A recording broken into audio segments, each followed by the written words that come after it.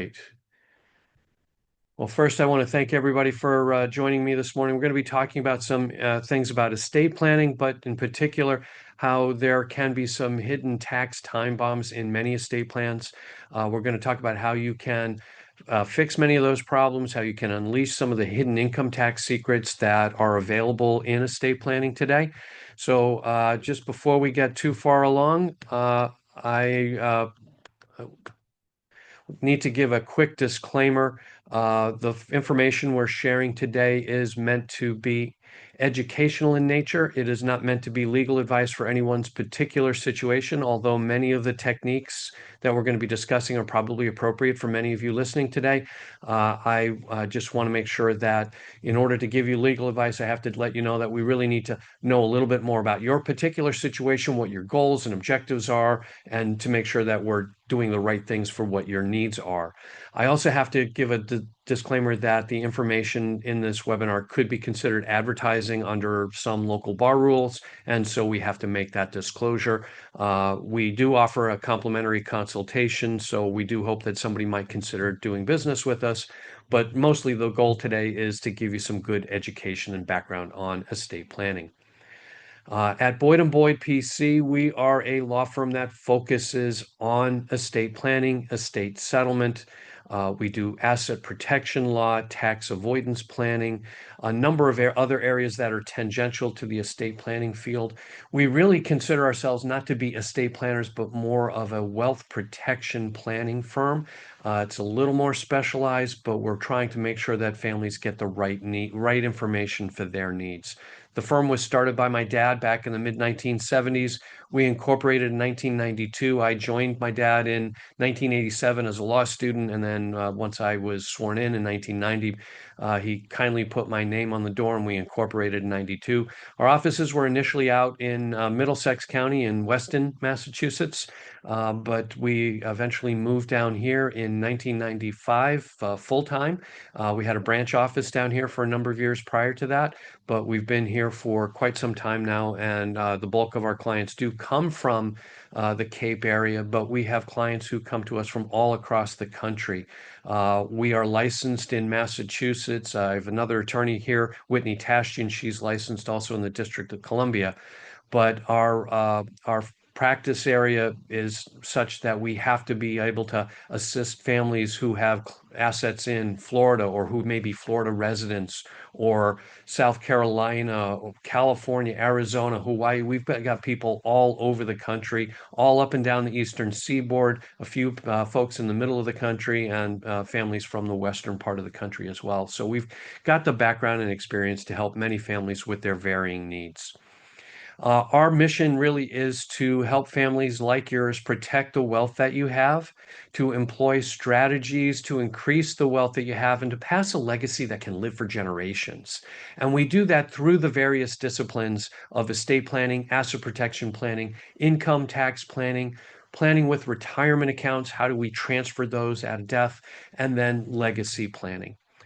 Uh, I think, one of the things we've seen is that the election did have some impacts, and we are seeing that taxes are likely going to remain much the same. While they're working on what they're going to do with that big beautiful bill, as the president's calling it, we're looking to see really an extension of the Tax Cuts and Jobs Act, which is the current tax law, basically keeping tax rates relatively low and keeping estate tax rates relatively high. This year, the estate tax exemption federally is 13.99 million. And that means there's a lot of room for planning in ways that we really hadn't thought about. And it shifts a lot of the focus away from estate tax avoidance planning toward income tax avoidance planning. And most planners still haven't made that shift. And I want to make sure that you're aware that it's an important thing for you to consider in your plan. And so we want to make sure that while it looks like things are going to stay much the same, you should not be complacent in your planning, that you want to make sure that you're taking the proactive steps to make sure your plan is going to do the most that it can for you and for your family. So really now is the perfect time to prepare a plan that will protect your assets and your legacy for generations. Uh, you know, I I'm a bit of a carnivore. I love a good steak, and very often I love to put a little pat of butter on my steak. I feel that just adds to the flavor and it enhances the experience of what we're enjoying for dinner that night. And the problem with butter, though, is it spreads out as it melts, or sometimes if we spread it too thin, we don't use enough, we lose the flavor that it's enhancing the food with. It doesn't work as well. And wealth is much the same way. Traditional estate plan tries to spread wealth out. If you can imagine a funnel that is turned upside down, it's kind of a triangle that's shaped like this, and wealth concentrates with you, and then it spreads out to your loved ones after you die. And because it spreads out, it's not as effective and it can't do as much for your loved ones as you'd like it to. And so I'd like you to remember that analogy as we go through. Traditional estate planning uses that upside down funnel. And very often we find that wealth is dissipated rather than protected and preserved. You can look back to Cornelius Vanderbilt, who was the one of the great robber barons of the 1880s. He was considered to be the wealthiest person back at the time of his death. He had a very large estate, around $100 million in 1877. That would be about $2.1 billion today. He left most of his wealth. Excuse me, he left most of his wealth to his oldest son. He was trying to keep it concentrated. But as time went by, it did spread out more and more to various family members. Within 30 years after his death, there was no member of his family among the richest people in the United States anymore.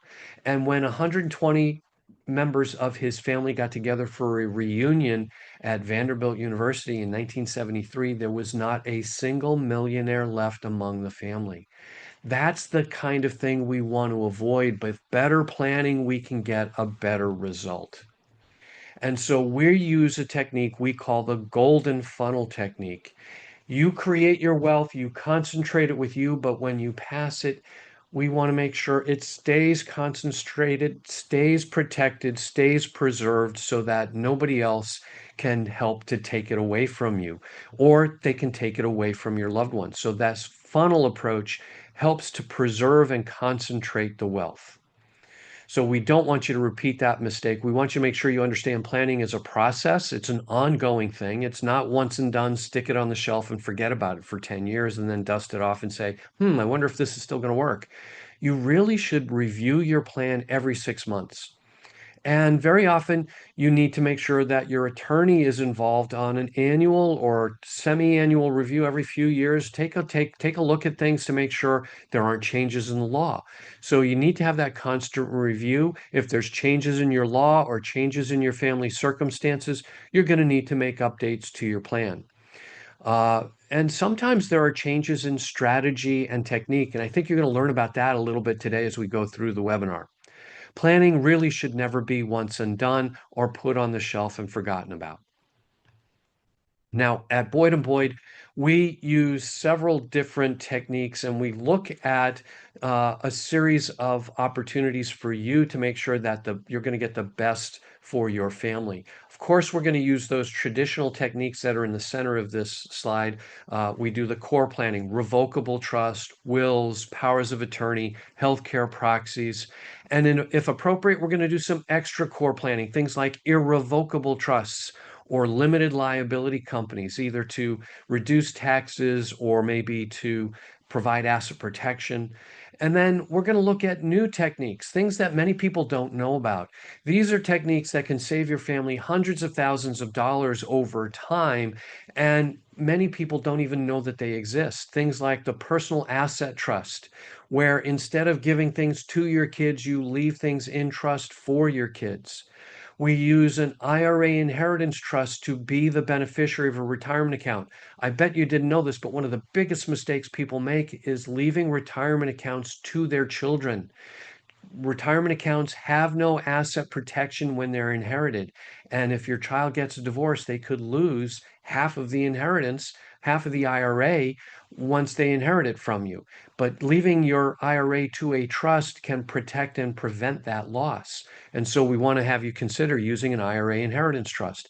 And then one of the newer techniques is something called a contract to plan. It's an agreement between spouses that says basically, I promise to give half to you, you promise everything to you, you promise to give everything to me, and we both promise to leave everything to the agreed upon heirs. This helps prevent a problem where the surviving spouse remarries and accidentally leaves everything to the new spouse, and the kids from the prior marriage don't get anything. Or an unscrupulous caretaker says, tell you what, honey, you never see the kids. I'm here with you every day. Why don't you leave it all to me? I'm your family now. Well, you don't want those kinds of things to happen, and a contract to plan will protect your family, your heirs, from those accidental or perhaps intentional malevolent disinheritances from occurring. We also want to make sure that your plan works for a global economy. Now, many people don't have too many problems. You know, their states may be very simple in that everything is in one state, like Massachusetts. Well, that does simplify the planning. But when you have a client who has a home in one state like Florida, another home in Cape Cod, maybe they've got a timeshare overseas, or maybe they have real estate overseas.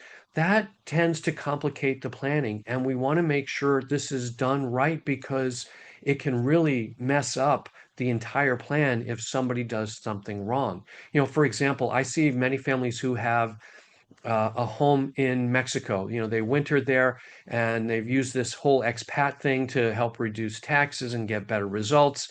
And they love going to Mexico every winter. But in Mexico, to pass that real estate down to their family, they have to have a will written in Mexico in Spanish using a Mexican version of a notary. And if you don't do those things just right, well, then the real estate passes through a more complicated process. Now, if you have your Mexican will and then you come back to the United States and you go visit an estate planner and say, I just want to update my will. Well, very often the estate planner would say, I hereby revoke all prior wills. And if that statement is in your new US will, we just revoked your Mexican will, and that creates a slew of estate planning problems. We tend to use a more safe approach where a will would say, I hereby revoke any prior wills that govern my US property only. I don't do anything with my international planning. That international plan is still in place, and that works more effectively. So if you have a multinational presence, very often you need to plan for each set of assets in that different jurisdiction. If you have multi-jurisdictional presence in the United States, you know, multiple homes in different states, well, then that can be done through one estate planner, but they need to know about your other real estate holdings so that they can make sure that we're going to get the right result because you have different income tax consequences, different estate tax consequences, and different wealth transfer tax rule or wealth transfer rules. You know, Florida, for example, has something called a self-proving affidavit that has to be added to a trust. Massachusetts doesn't have that requirement. So we want to make sure that if you have real estate in Florida or you're a Florida resident, that we use that self-proving affidavit to protect and make sure that the wealth you're transferring is not going to have a problem under Florida law. So these are just some of the things that we look at. And when you look to an estate planning attorney, you want to make sure that they are, in fact, doing the same kind of things that make sure that you're going to get the right result for your loved ones. Okay. All right. Just checking on one thing, make sure there weren't any questions so far. So let's go back. Let's start talking about some of the common goals that people have. We really have 5 goals that we see most people have all the time, and this is leaving wealth at death. This is also called testamentary disposition. Incapacity care planning, you know, who will be in charge if you can't be in charge? You know, we want to make sure we got the right person. Then we have probate avoidance. And we have to talk a little bit about what is probate in order to understand why people want to avoid that probate process. Then we're going to talk about asset protection as a goal. Now, many people don't consider this, and they really ought to. There's 2 areas of asset protection you want to look at. Making sure that the wealth you've developed stays with you, that nobody can reach into your pocket and take it away. And then we want to make sure that we deal with wealth protection for your heirs so that when you leave a gift for your loved ones, it stays with them and is not taken away from them by a divorcing spouse or a litigation or maybe a bankruptcy or some other problem we hope they never have.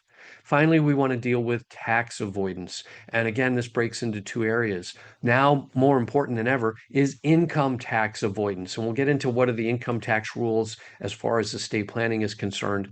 And then we also have to talk about estate tax avoidance because we still do have an estate tax, especially here in Massachusetts, a lower exemption level here, but we have to address that, make sure your plan appropriately plans for the state level estate tax.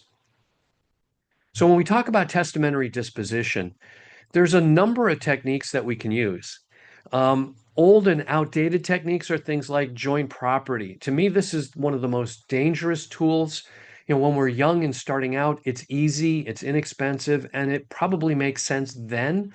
But as we mature and as we develop wealth, joint property is probably one of the most dangerous techniques that you can use. Just as an example, I had a widow come to me years ago, and her estate consisted of basically a piece of real estate and some investment accounts. And she wanted the real estate to go to one daughter in particular. So before she had come to us, she had signed a new deed that said, I have the right to use the house, but I'm going to put my daughter on as a joint owner. I'm gifting her half the house now so that when I die, she owns it automatically. There's no need for probate. It's really simple. And for a couple of years, it worked well for her. But then time went by, and the daughter's husband decided he wanted out of their marriage. And when a divorce occurs, a divorcing spouse is entitled to 50% of anything owned by either spouse during the marriage. That included the mother-in-law's home. He said, I want my half of your half of mom's house. Let's sell the house so I can cash out. That's a real problem. So that's one of the reasons why you don't want to use joint property. Now, if you're using joint property with a spouse, again, it's simple. It can pass wealth back and forth, but it very often results in unnecessary estate tax. And I'll show you how that works when we talk about estate taxes later. So to me, joint property may be on your day-to-day bank account, maybe on a car, but not much else. Try to avoid it. Then there's wills. Wills are old technology too. They date back to the 1530s when the statute of wills was passed in England.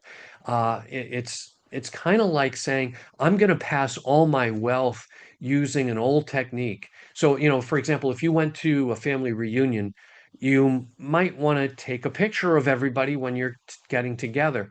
But would you pull out an old Brownie camera? Now, I'm a photography buff. I have a Brownie camera. I love it. It's a cool device. The downside, though, is you have to put film into the camera. When you take the picture, you don't know if everybody's smiling when you click the shutter. You can't got to wait for the film to be developed. Now it's usually black and white, which isn't as good a reproduction of the event as you could do. So it's not the right technology for preserving the event. Today, what you might want to do is pull out your smartphone and take a picture with that, and it's going to be color. You can see it instantly to make sure everybody was smiling. You might even be able to use technology to enhance the picture. A couple of years ago, we had an event where my family was all getting together, and my great nephew was about 1 at the time, and he was a little squirmy when we went to take the pictures out. And so we took a bunch of pictures, and of course, during every one except one, he was looking away from the camera. It wasn't a good picture of him. The only one that was good of him was not good of everybody else because we were all trying to get him to look at the camera.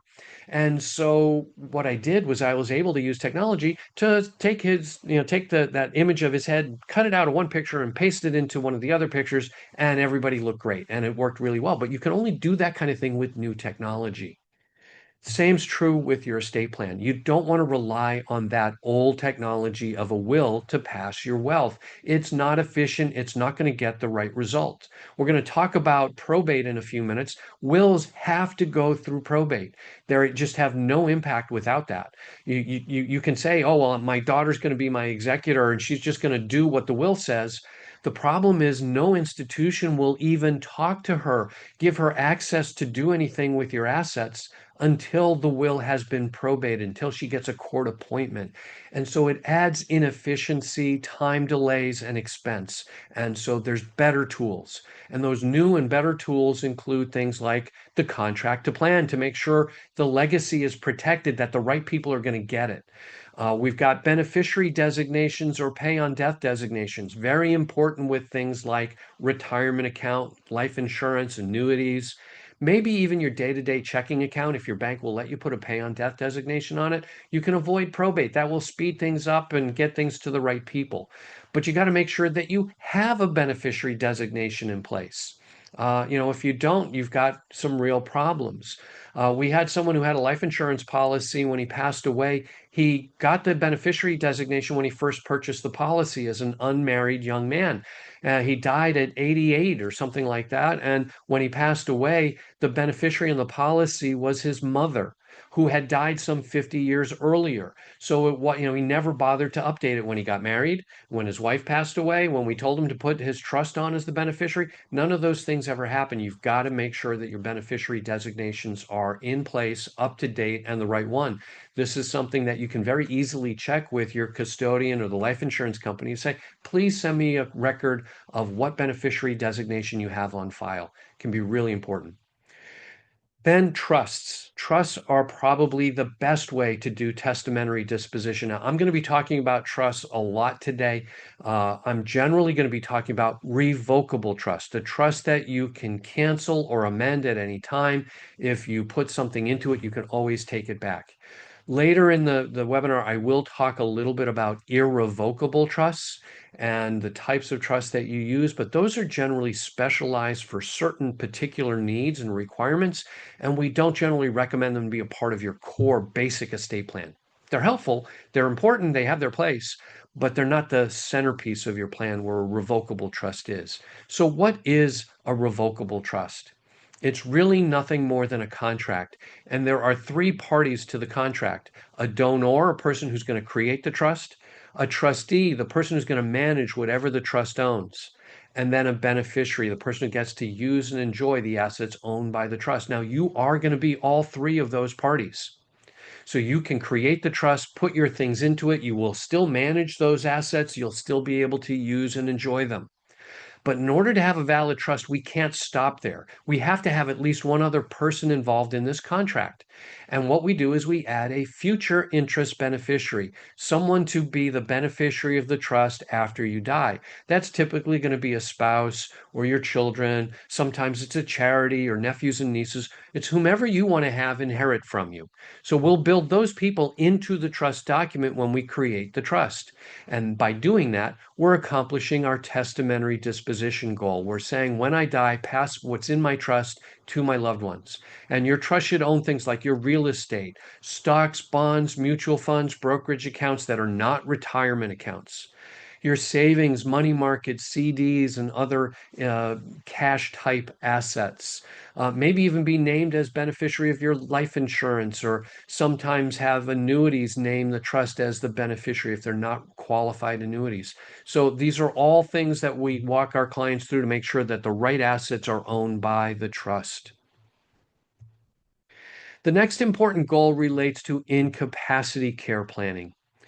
If something happened to you, who's going to be able to make decisions for you? Now, we're going to break this into two areas. We're going to talk about medical decision making and financial decision making.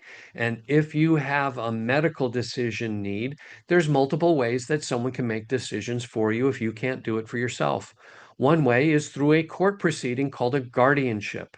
Now, this is more expensive, generally not desirable. Court's going to be involved. That means lawyers are involved. It's a process. It takes time to get someone appointed. And usually when we're in those needs for making medical decisions, there's a little more urgency and we want to be able to make it quickly.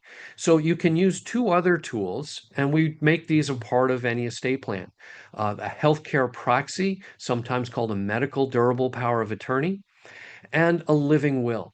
Now, these two documents we include in most estate plans, but there's a slight difference between the two of them. The healthcare proxy, or the medical power of attorney, you're appointing an agent to make medical decisions for you. So if you can't make a decision, you've appointed someone you trust to use their judgment to make the right decision. A living will is used in some states that basically says you need to put your instruction in writing. So you have a written document that says, hey, if I can't tell you what kind of care I want, here's what I feel. This is what I want. Intubate me, don't intubate me. Resuscitate me, put me on cardiac resuscitate, do whatever you need to do. Give me artificial feeding and fluids, give me a feeding tube. Those are the kinds of things that will be instructions in a living will. Now, we think it's important for you to have both because some states recognize one document and not others. So, for example, here in Massachusetts, the healthcare proxy is the only document that's recognized by statute. Other states are just the opposite. They recognize the living will, but not the healthcare proxy. So we think it's important that you have both documents. I also think it's important that there be a pecking order in the two documents because some states recognize both. Rhode Island, for example, by statute will recognize both documents. I think it's important that your healthcare agent have the authority to override what's in your living will. Now, most of the time they're going to follow that instruction, but there could be a weird, quirky example where you want your agent to use discretion to say, well, I know they said don't put me in a breathing tube, but COVID's here again and it's really bad and they're unconscious in a coma. They need to be intubated to recover. It's curative, not artificially extending their life. Even though their living will says don't intubate them, I want to override that and say go ahead because I know that, in a few months they're going to be back to themselves and everything's going to be fine. That unusual, highly unlikely that kind of thing's going to happen again, but that's the reason why I think it's important that the two documents set that pecking order out. And that's something that we do that sets us apart from other law firms that are practicing in this area. The last thing on this list is something called a MOLST, MOLST. It stands for Medical Order for Life-Sustaining Treatment. Not all states have these. Massachusetts does. But it's something important to consider to have a discussion with your doctor. To me, this is best used when you have a terminal diagnosis and you want to be in control of the decision as to your care. You sit down with the doctor, you talk about what your wishes are, and a MOLST basically is a hybrid of a healthcare proxy, living will, and a DNR, a do not resuscitate order. A MOLST becomes an order in your medical record, and if you're in a hospital type environment, a nursing home, a rehab facility, that order is going to control what treatment you will get. Now, quite frankly, a healthcare proxy does have the authority to revoke a MOLST, but I think most of the time family members are going to do that. And if you really you don't want to put the burden of making the decision on your loved ones, a MOLST can take that burden away by saying, hey, you've already talked about it with the doctor. This is what we're going to do. And so a MOLST can be put in place if you want to do it. You don't have to use it only in that terminal situation. You can put a MOLST in place otherwise. But I'd be careful with that personally. I think it's just you want to make sure that you don't know what the circumstances are going to be. And so you may want to hold off until you know you've got that terminal diagnosis to put a MOLST in place. That's my opinion. All right, another incapacity care area is financial decision making. Again, if you don't do anything, you will have to have your family go to court to get someone the authority to handle assets that you own in your name alone. That court proceeding is called a conservatorship. It tends to be expensive. It also tends to lead to family feuds. Sometimes it's World War III in a sense, because if you're in a blended family, you've got a spouse now, but your kids are from a prior marriage, who do you think will want to be in charge of your money? All of them. And they will fight about it. So to me, it's far better for you to do some advanced planning. At the very least, get something called a durable power of attorney. A durable power of attorney manages the assets that you have in your name alone. If you can't manage it for yourself, then you can make someone your agent to manage them for you. Things like your retirement accounts, maybe your life insurance, maybe your day-to-day bank account. Those are the things that typically are going to be covered by a power of attorney. Your other assets, real estate holdings, brokerage, non-retirement investments, savings, money market CDs, those all should be put into your revocable trust. And as we decided, or we defined earlier, that trust has those three parties involved in it, a donor, a trustee, and a beneficiary. And you're going to be all three of those initially, but if you become incapacitated, you're still going to be the beneficiary, but maybe you can't be the trustee. And so you're going to appoint a successor trustee to step in and take over management when you can't do it for yourself. That's often a spouse or a child, but it'll be the person you want to have in charge rather than a court appointed conservator. And so your appointment will be much more important, and that person will govern those assets that are in the trust. Your power of attorney, very often it's the same person, but a different hat. That person will manage things that are not in the trust, like retirement accounts, day-to-day checking accounts, things like that. So these all work together. They're designed to work cohesively with each other, but they handle different assets at different times. One of the things many people don't realize is a power of attorney. The authority of your agent ends as soon as they learn of your passing. Many people think that, well, I've got a power of attorney after I die. They can just keep doing things. No, they can't. They have no authority once they are made aware of your passing, and that agency ends because it just doesn't work anymore. So the beauty of a trust is the trustee will continue to be in charge. There may be different beneficiaries when you die, but the trust doesn't end, which is why we like trust to handle incapacity care planning better. That authority continues on and it doesn't get halted automatically. All right, the third goal people have is probate avoidance. And so we want to talk a little bit about what is probate. Now, probate impacts people who have assets in their name alone, individually. So if you have a piece of real estate and you're the only owner on the title, if you have a bank account and you're the only owner, or you have an investment account, you're the only owner and there's no beneficiary designation on it, those assets must go through probate when you die.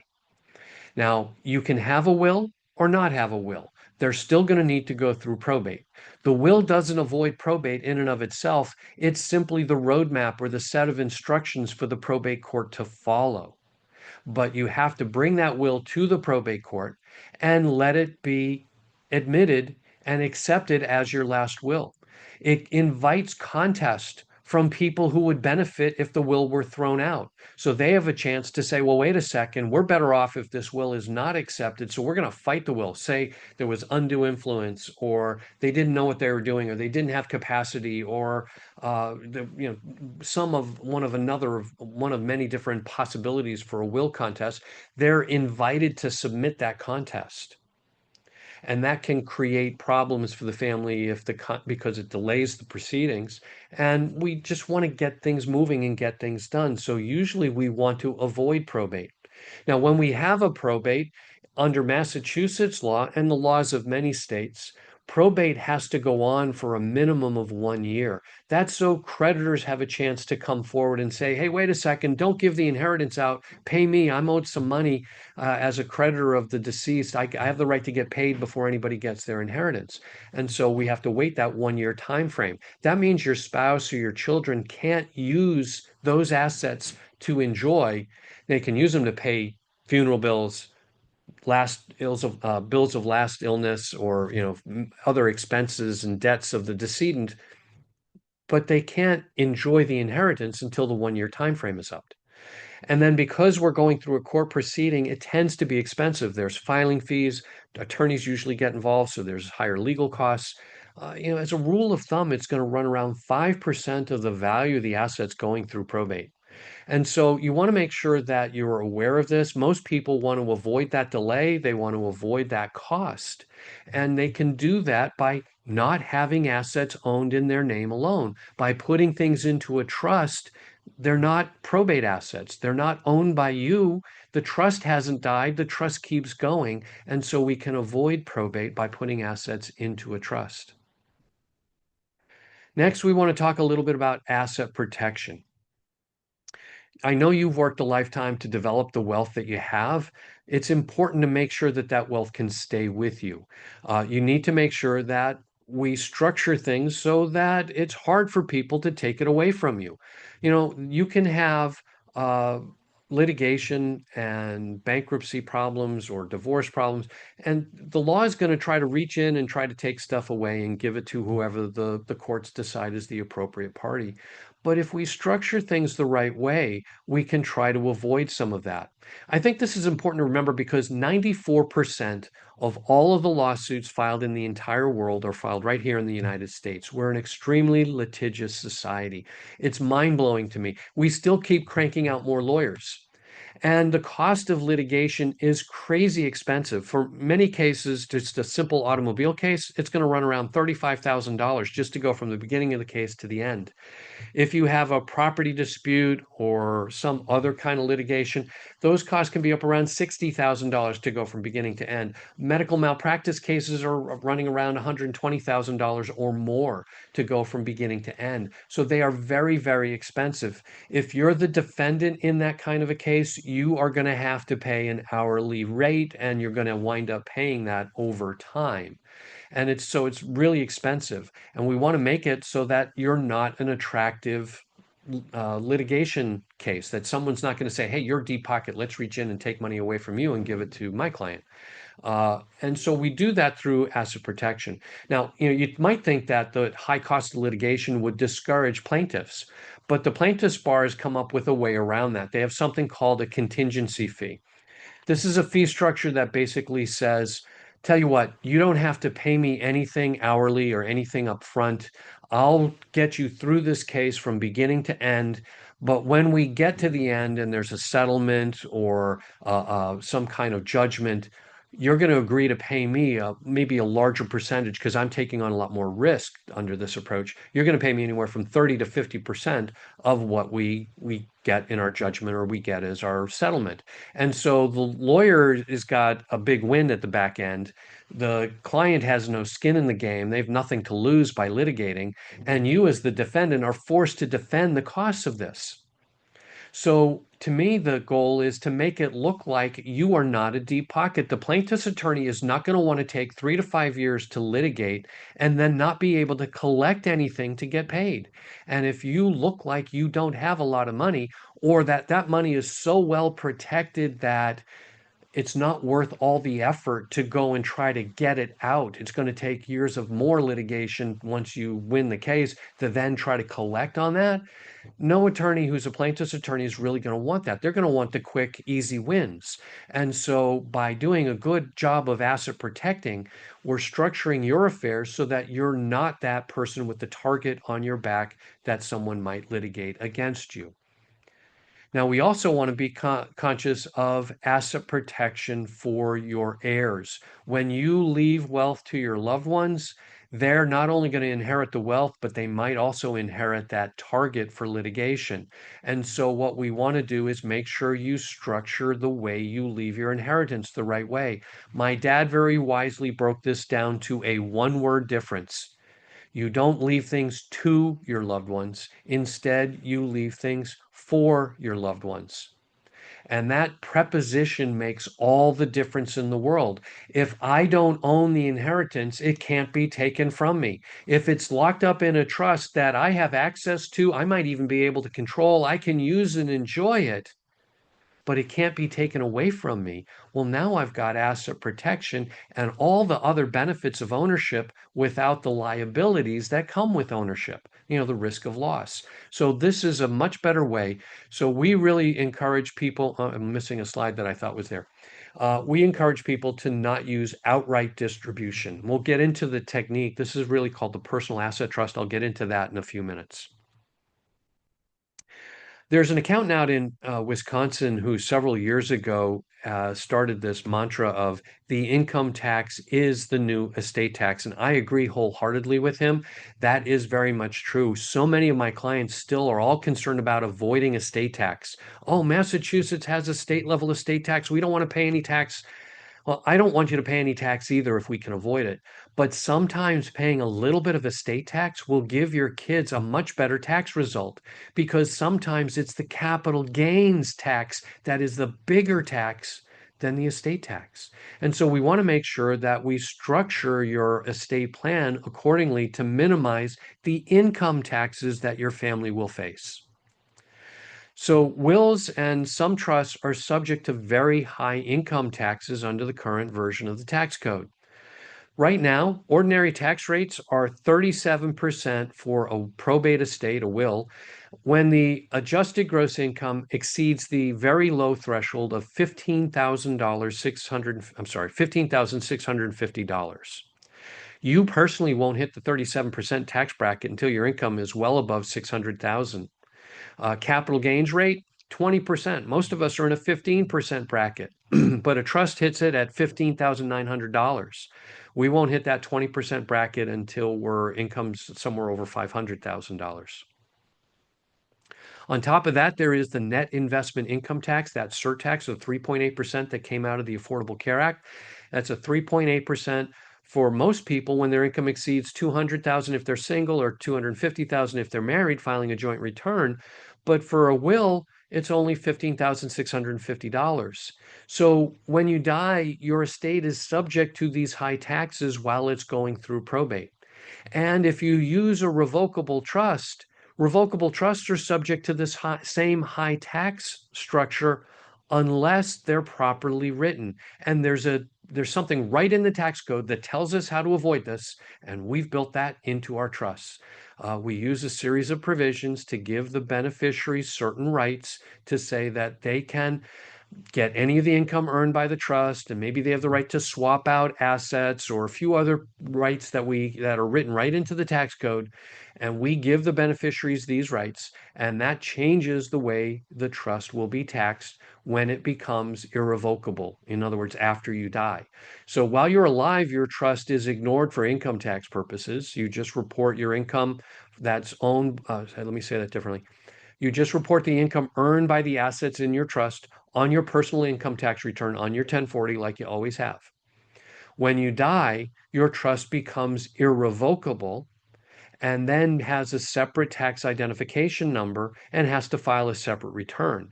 The difference is, if it's written the right way, the income passes through to the heirs, and they pay the income based on their personal tax brackets, kind of like the way you would. But if we don't have that right language in it, then the trust will pay the taxes on the income that it retains, and those taxes are very high. And so that can be a more substantial loss to the family than the estate taxes that most people want to avoid. So a small tweak to a trust can save tens of thousands of dollars every year in income taxes over time. And if we want to keep our assets protected, we're going to keep our trust going for our children's lifetime. And so this becomes a very important tweak. Right now, unless Congress passes the One Big Beautiful Bill, or whatever you want to call it, the extension of the Tax Cuts and Jobs Act, if they pass that, then this does not become an issue. But right now, at the end of this year, tax brackets will revert back to what they were prior to 2017. They will be adjusted for inflation, so the numbers on the slide will be adjusted for inflation. But you see that their brackets are, it's more expensive. What is now a 12% bracket will become a 15% bracket. The 22% bracket will become a 25% bracket. 24 will become 28, and so on. We see all of the tax rates go up and the brackets become more compressed. We hit a higher tax bracket more quickly. This will have a big impact on many families for whether you're using these special tax provisions or not. If this tax law sunsets, then we could be looking at not a 37% bracket, but a 39.6% bracket when our income exceeds roughly $15,000. And so we don't want, I'm hoping that they will pass some extension of the Tax Cuts and Jobs Act so that we don't have it. It will also help with the estate tax exemption as well. But, in the balance of this year, there's some things that all of you should consider doing, looking at whether or not it makes sense to accelerate income into 2025 on the chance that they don't extend the tax law, try to pull that income so it's taxed at lower rates. Maybe doing Roth conversions this year to pay taxes while taxes are on sale, or taking income. If you're in a, let's say you're in the 32% bracket and you've got a brokerage account that's producing non-qualified dividends, maybe you want to put those non-qualified dividend stocks into an LLC that will be taxed as a C corporation to lower the bracket down to 21%. So there's a number of opportunities here, and these opportunities may still exist if they extend the Tax Cuts and Jobs Act, but you want to make sure that you look at this, at least for the balance of this year, and follow what Congress does with the extension of that law. But I wouldn't be lulled into complacency. I'd still take several of these actions. Roth conversions still make a lot of sense. You should work with a financial advisor to talk about, what makes sense from a Roth conversion standpoint. But I can tell you, I've illustrated it for a number of our clients. And every time I illustrate it, even for an 80-something-year-old widow, to do a Roth conversion, yes, the widow will pay more in income taxes, but the net wealth created for the family as a whole is substantial over time, because the strategy the kids use when they inherit that Roth is to just leave it alone for 10 years, and then they have to take everything out in many instances. And that will create more wealth than leaving it in a traditional IRA. So Roth conversions are something you should do regardless of the sunset in most cases. Talk to a financial advisor. We can help you with that if you're interested in going into that in greater detail. But it's a huge opportunity that many people are overlooking. So definitely take that into account. Okay, another thing about income tax avoidance is related to something called the step up in cost basis. For cost basis, that's important when we're talking about capital gains taxes. I bought my stock at this price, and over time it's appreciated to this price. If I sell it, I have to pay a tax on the difference. Well, if I hold that stock until my death and I own it all by myself, or it's in my individual trust, I'm the only taxpayer that's involved, I get a step up in basis to date of death value, eliminating the capital gain. And that can have a huge impact on your kids. If they inherit stock with this, they have to pay that capital gains tax. That can be quite significant. And for many families, the capital gains tax is a bigger tax than the estate tax. And so we want to look at things for a number of opportunities to try to minimize capital gains. One of the things that we do is we use something called a power of appointment that basically says, the deceased has the ability to take assets from the surviving spouse, for example, add them to their own estate. Because they're in the estate of the deceased, they get a step up in basis, and then we give them back to the surviving spouse. That can eliminate a lot of capital gains tax on real estate, on stocks and bonds, on rental properties. It can have a huge tax benefit. And then we give it back to the surviving spouse. Now we can do a tax shelter then, but if the surviving spouse lives a long time and those assets appreciate again, well, we have another capital gains tax problem. What's in a tax shelter will not get a step up when the survivor dies. But if we leave it in the survivor's estate without the tax shelter, we get a second step up, eliminating the capital gains tax. So we recommend an approach that I'll talk about a little bit later called a joint trust that will allow us to wait and see. And this really gives a lot of flexibility for many families. Someone once said, of life's two certainties, the only one for which you can get an automatic extension is taxes. Now, if I can figure out how to get you an automatic extension for death, I will be the first to let you know. Can't tell you we come across that technique yet, but it's really important to make sure that you understand that taxes are critical and that we want to make sure we understand the death tax, the estate tax. How to calculate that? Well, really, what we're doing is we're going to take the date of death value of everything you own, your real estate holdings, your stocks and bonds, your bank accounts, life insurance, death benefits, joint property, at least half of that if it's with a spouse, 100% if there's a non-spouse that's a joint holder, automobiles, business interests, miscellaneous property, even your revocable trust is a part of your estate, powers of appointment, as I just mentioned, and then your retirement accounts, pensions, annuities. Those are all a part of your taxable estate. We add up what those values are on the date that you pass away, and then we can take a few deductions against those values. Things like funeral expenses, unpaid bills, fiduciary fees, charitable bequests. Those are things we can take deductions for. But when you look at those first four, they don't add up to a whole lot. And so it's really the last two that most people rely on. And unfortunately, too many people, especially if you're using wills as the centerpiece of your plan, you're relying on assets left to a spouse, a marital deduction, as the way to eliminate taxes at the first death. And you're giving up the next one, the exemption. And that's really what we want to do is try to preserve that exemption. A trust can preserve it. A will generally cannot.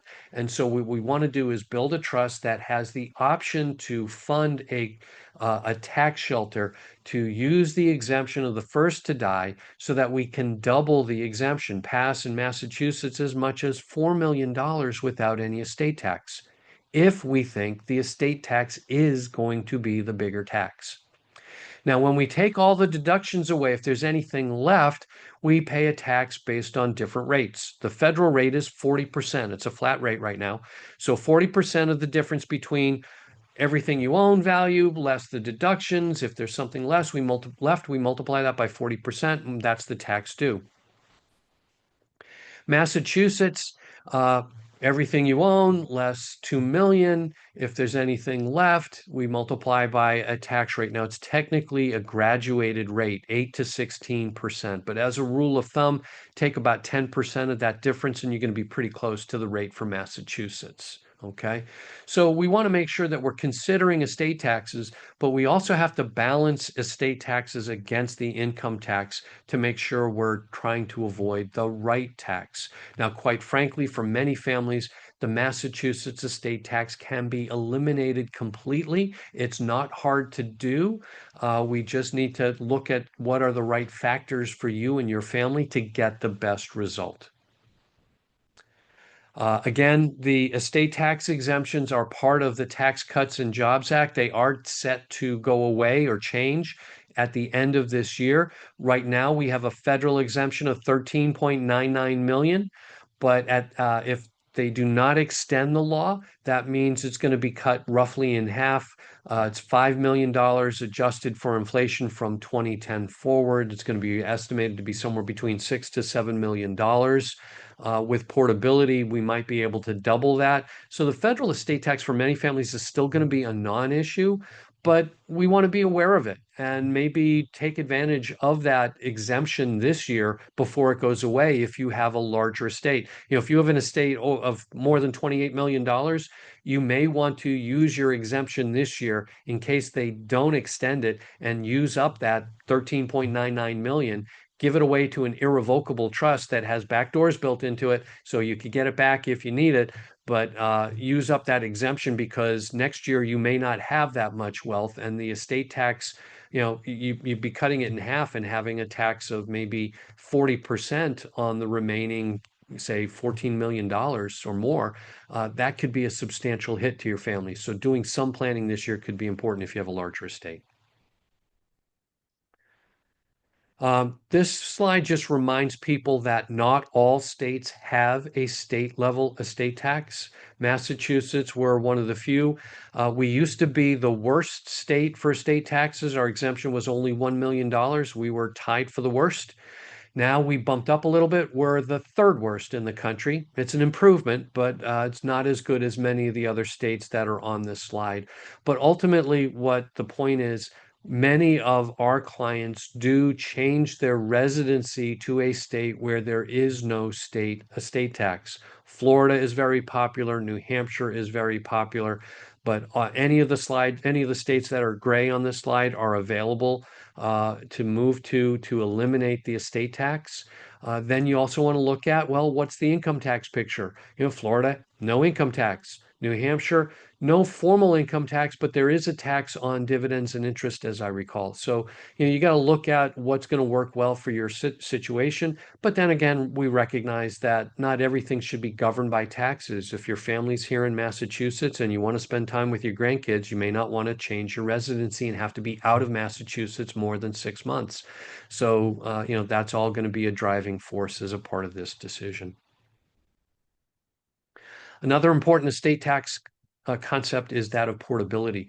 Portability is the idea that says if I have a $13.99 million exemption, Let's say my estate is 1.99 million. Well, I still have 12 million of exemption that I'm not going to use.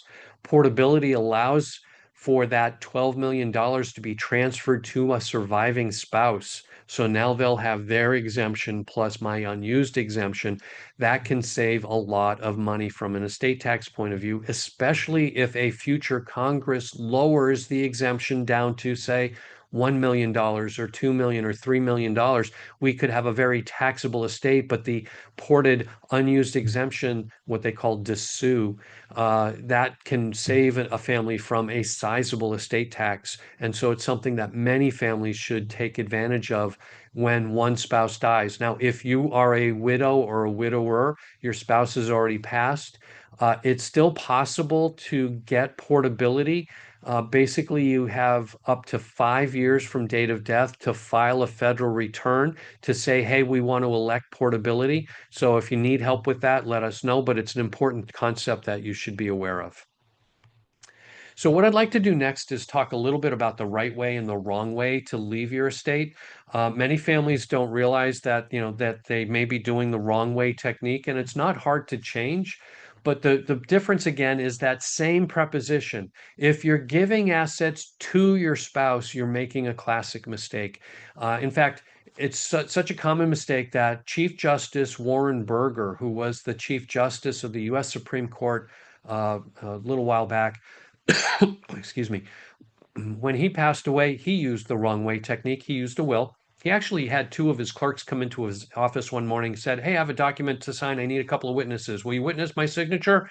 He signed away. His two law clerks signed for as witnesses. It was his will. This is the chief legal mind of our country.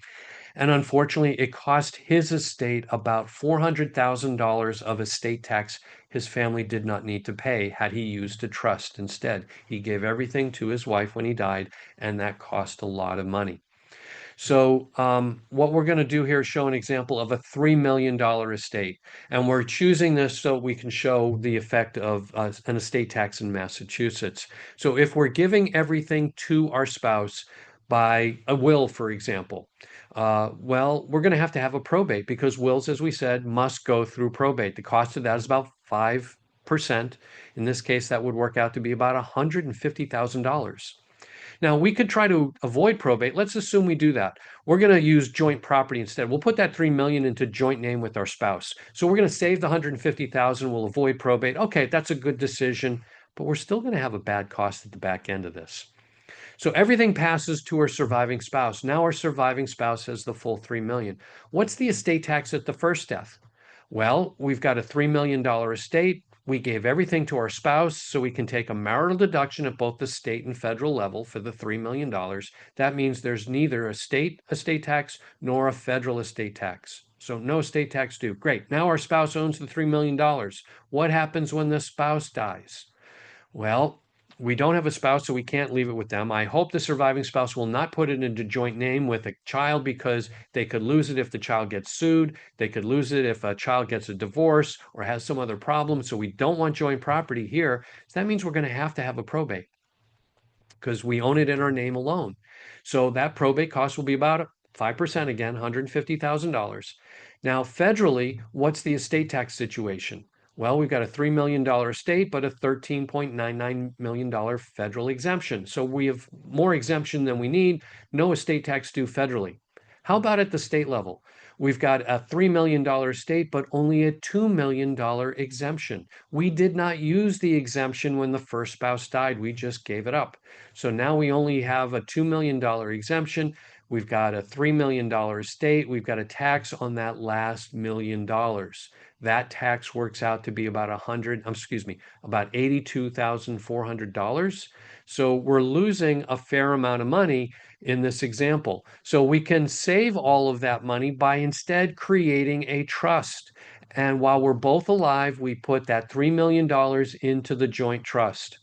Now, when the first spouse dies, instead of having probate, our assets are in a trust. Trusts don't go through probate.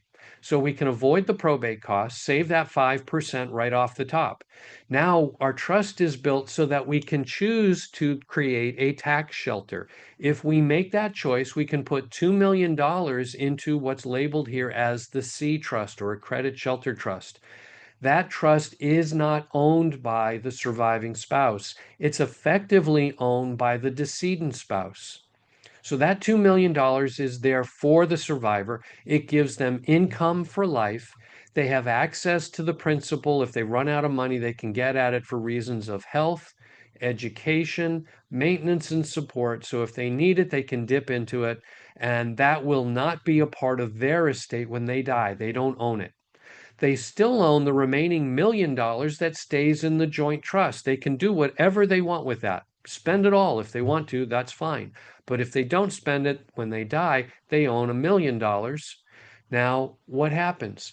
Let's look at it from an estate tax point of view. At the first death, we used a $2 million exemption to create the credit shelter trust and a $1 million marital deduction to give everything to the surviving spouse. So now we've got a $3 million estate, a $2 million exemption held for the spouse, a marital deduction on $1 million given to the spouse. We have no taxable estate left, so no federal or state estate tax. When the survivor dies, what do they own? Only the $1 million. And they have a $2 million exemption available to them, so there's no state estate tax. And the 2 million in the credit shelter trust isn't a part of the estate, so that will pass estate tax free to the kids. And the $1 million also passes estate tax free to the kids, and we get everything down to the family with no estate tax. Now, what happens if there's a 10-year time frame between the first death and the second death, and that $2 million appreciates significantly? What's in the credit shelter trust does not belong to the surviving spouse. So what could happen is we may have a capital gains tax that the kids would face that would be more than the estate tax if we didn't create the credit shelter trust. So we make that credit shelter trust optional. The surviving spouse will decide whether or not to take advantage of it.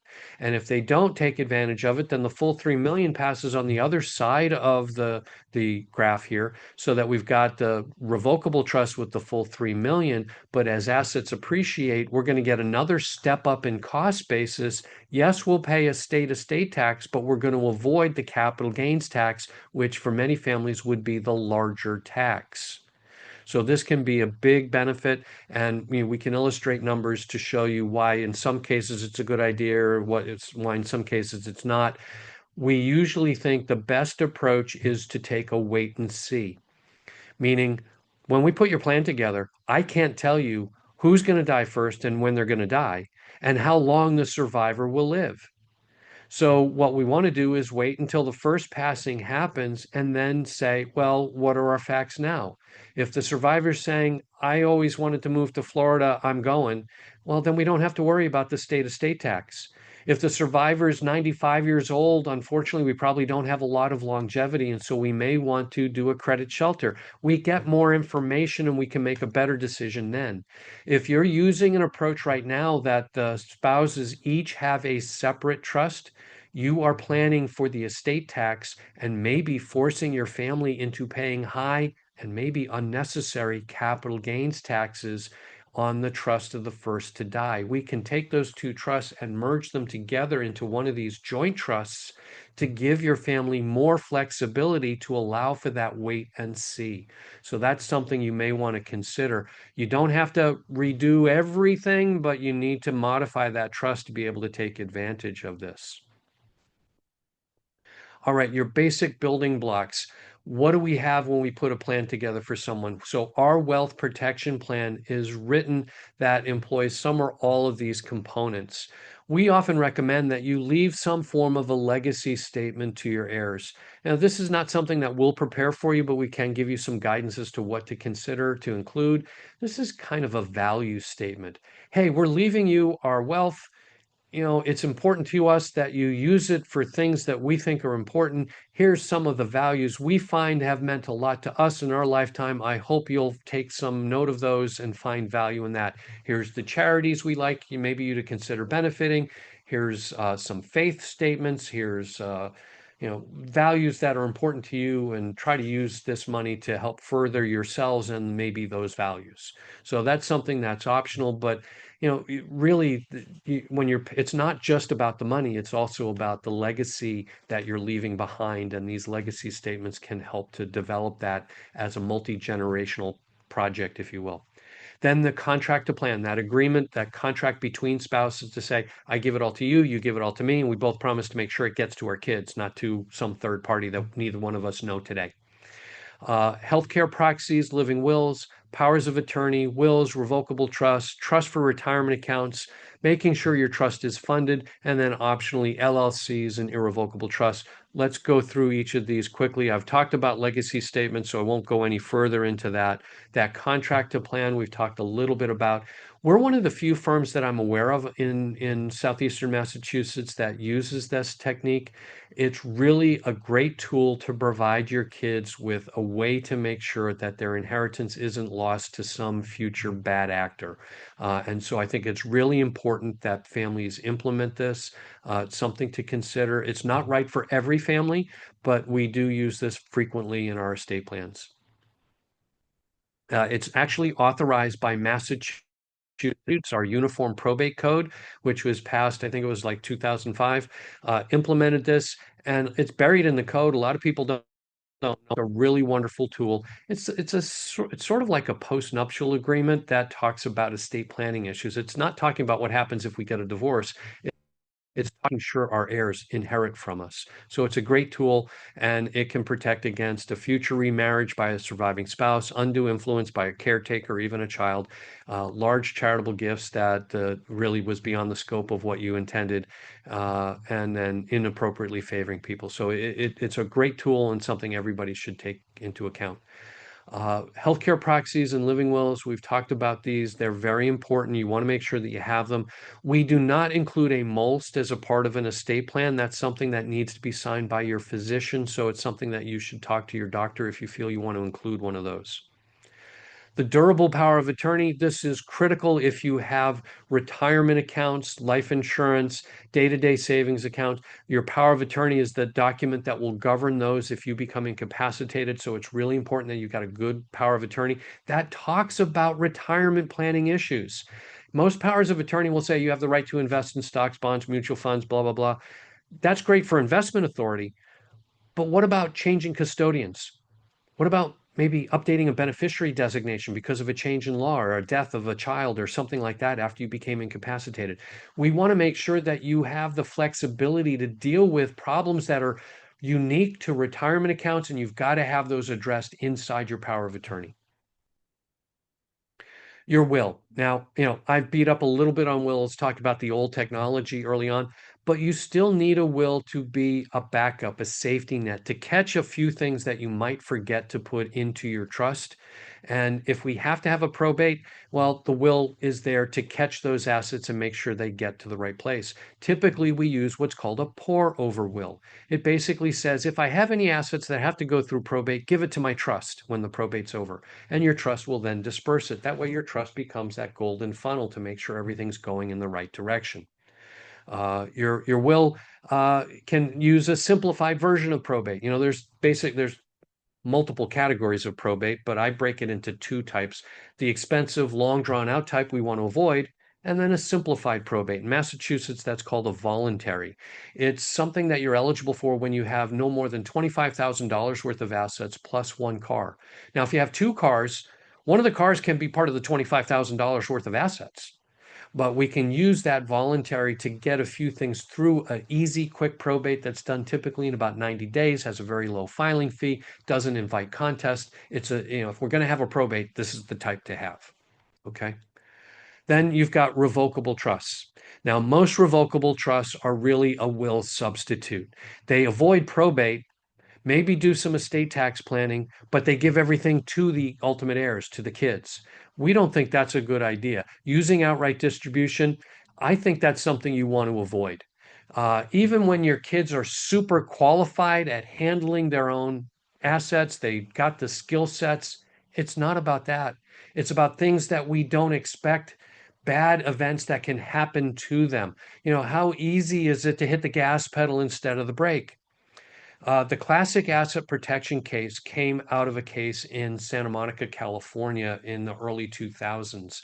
A gentleman was driving downtown and he bumped into the car in front of him. He accidentally hit the gas pedal instead of the brake, accelerated through the intersection, crashed through the Santa Monica farmers market that was going on that day, ultimately killed 10 people, injured 70, and had millions and millions of dollars worth of damage. I think it was in excess of $12 million worth of damage that resulted from this accident. If you're in your retirement years or your kids have received an inheritance from you, you don't want them or you to lose the wealth that you've developed because you hit the gas pedal instead of the brake. You put the car in drive instead of reverse. Accidents happen. Now, you have insurance. Hopefully, your insurance will cover much of the damage. But when you've got an extreme event like that accident in the farmer's market, your insurance is not going to be adequate to cover it. And a proper built asset protection trust, either one for you as the client or you giving to your heirs an asset protection trust by not giving outright distribution, will protect them, give them a safety net so that if something bad happens to them, they're still going to have that safety net of the gift from you that they can rely on, have a roof over their head, have some money to live on. Even though they may be very skilled at things, bad things happen to good people. So we recommend using a personal asset trust. This is a technique developed by an attorney out in California. We think the technique is great. We've been using it since 2008, and we've seen it actually work well to protect families when there is a problem. Divorces, lawsuits, bankruptcies. It has protected assets over and over again. So outright distributions can be wrong if your beneficiary's spouse can take the inheritance in a divorce, if there are creditors or bankruptcy where someone can reach in and try to take the inheritance away. They get that fortune hunter lawsuit. Oh, you spilt a cup of coffee on me. I want $1 million. You don't want the inheritance to be lost to that. Or what happens if they need to go on Medicaid because they need nursing home care in their senior years? Do you want them to have to spend down the inheritance or give it all away 5 years before they need it? Having it in a personal asset trust can protect against that. Finally, if none of those problems occur, the inheritance your kids receive will be subject to a second estate tax when they die. So, for example, if your kids are in Massachusetts, they inherit from you outright without using a PAT. Well, now you've just added to their estate. If it goes over $2 million, well, about 10% of it's going to be paid to the Commonwealth, to the Department of Revenue. That doesn't need to be. Keep it in a personal asset trust. When your children die, what's in that personal asset trust is not a part of their estate for estate tax purposes. It can pass down to the next generation free of estate tax. And this will also work if the federal government eventually lowers our federal estate tax system to be a lower number than the current roughly $14 million. The beauty of the personal asset trust is that the beneficiary gets to control the investment, the use, and the distribution of what's in that trust. They decide how to control it, what to invest in. They decide how to use it and enjoy it, and they get to be the beneficiary along with their kids to make sure that the trust is doing the right things for them. They don't own the assets. Your trust continues to own it. And because they don't own it, a bad actor can't take it away from them if they have a problem. It builds a legal wall around the inheritance to enhance the protection. I had an associate a few years ago used to talk about this as the difference between driving up to your beneficiaries with a wheelbarrow full of cash on a windy day, and imagine the wind blowing the money all around as you deliver that wheelbarrow of the inheritance, versus driving up in an armored truck. The personal asset trust is the armored truck. So for greater protection, your beneficiaries can bring in additional trustees if they need it or want it. And so that's, it's an optional part that we instruct how you use that optional co-trustee. If you have a problem, that's the right time to bring them in. And it can be a temporary job, not a permanent job. So they're not stuck with an institution being the trustee forever. They can do that if they want. If they want somebody else to be minding the store, but if they want to control it themselves and they have a problem, they bring in a co-trustee, maybe even a trust protector, and now we can structure things so that a court can't order them to remove assets from the trust and give it away to somebody else. So it's a really strong protection device, something that most people should use. Once the inheritance being received is over, say, $200,000, it's worth using this kind of an approach. Similarly, we often recommend that retirement accounts name a trust as beneficiary rather than your kids directly. This is the IRA Inheritance Trust. Same type of a thing. It was created, similar goal with that attorney out in California. They created this in 2005.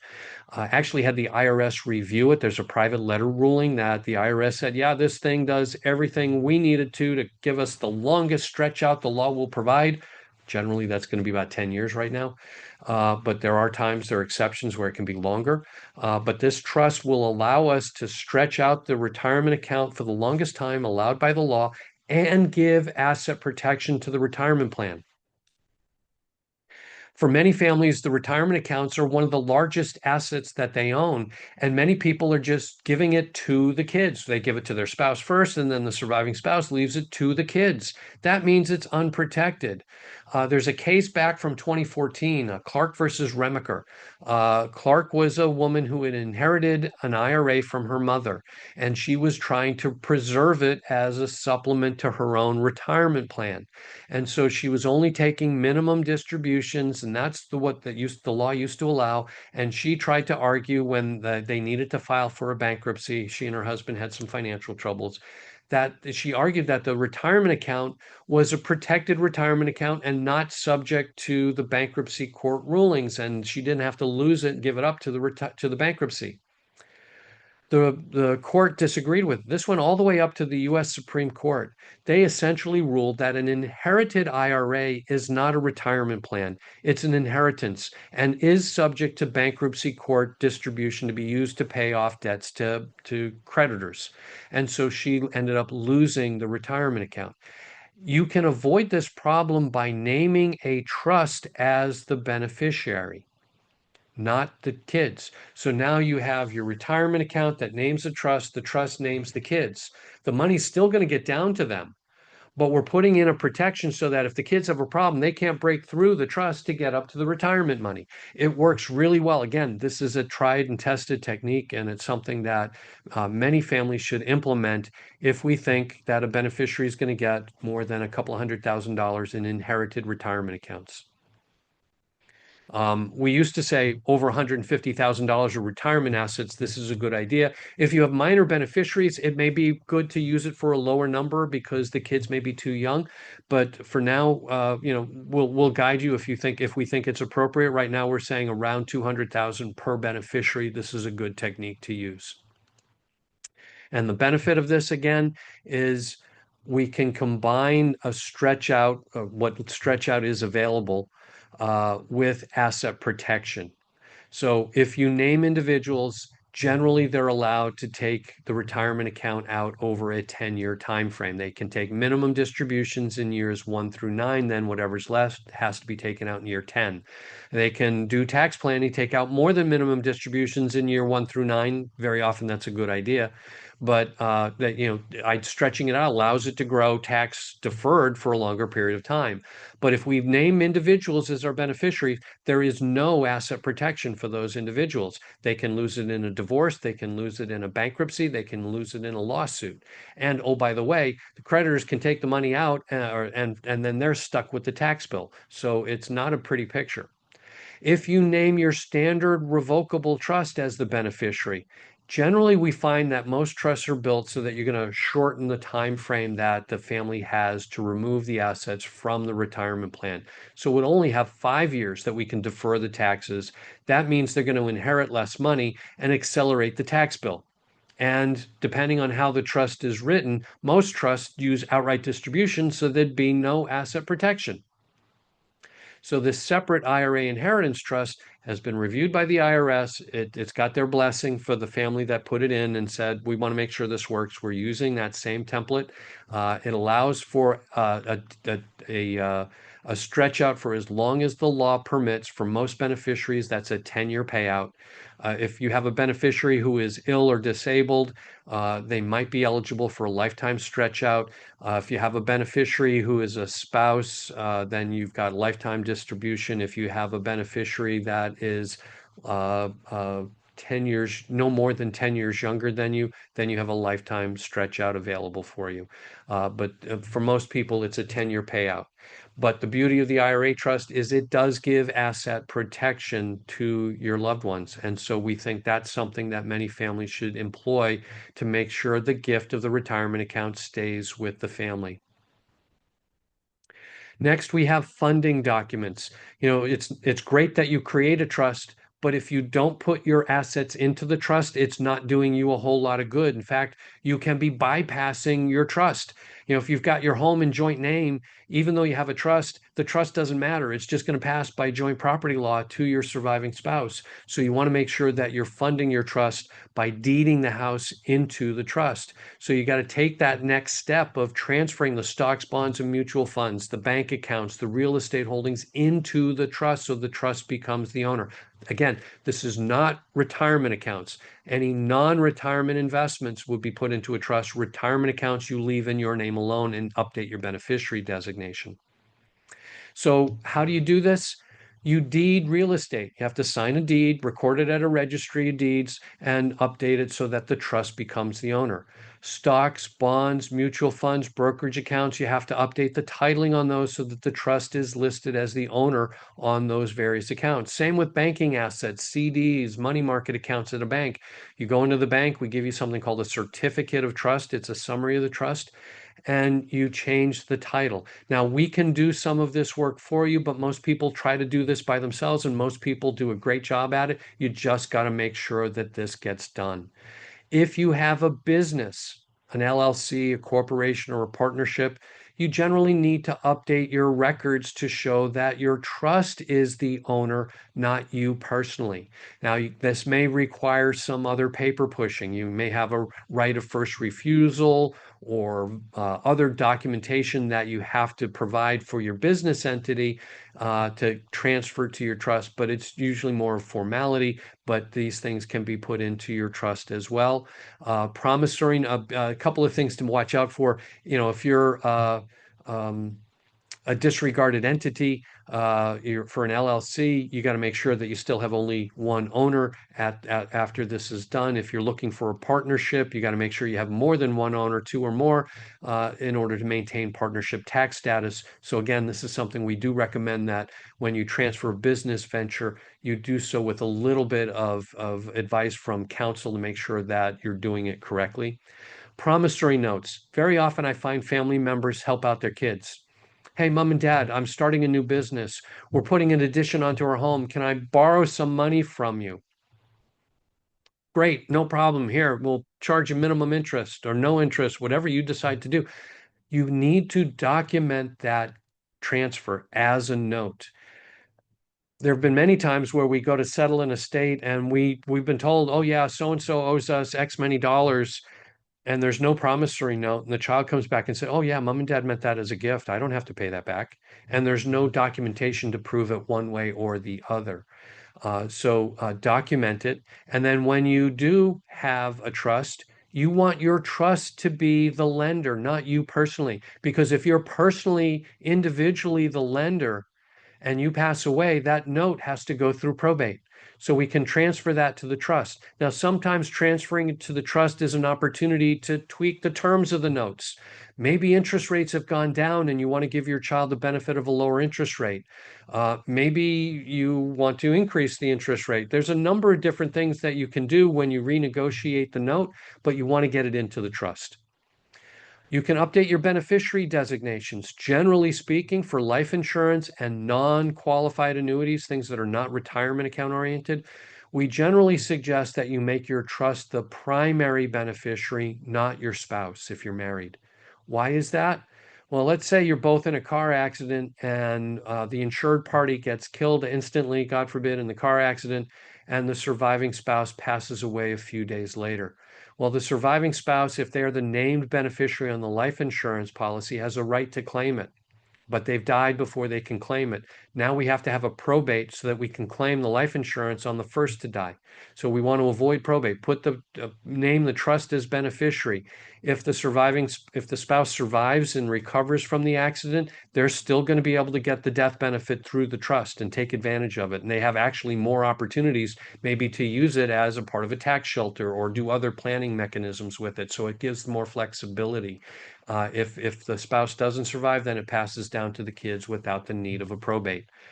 For your qualified retirement accounts and qualified annuities, annuities that are IRA type annuities, we often recommend naming the spouse as the primary beneficiary if you're married, and then the IRA trust as the backup beneficiary.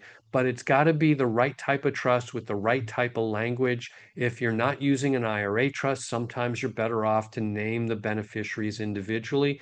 What's right in your circumstance, we can tell you if and when we meet with you. So we're happy to give you some information on that in the future. Optionally, you may want to look at asset protection for you. You know, this core plan that we've talked about so far, that's the basic that most people need to have. And by the way, when should you use this kind of planning?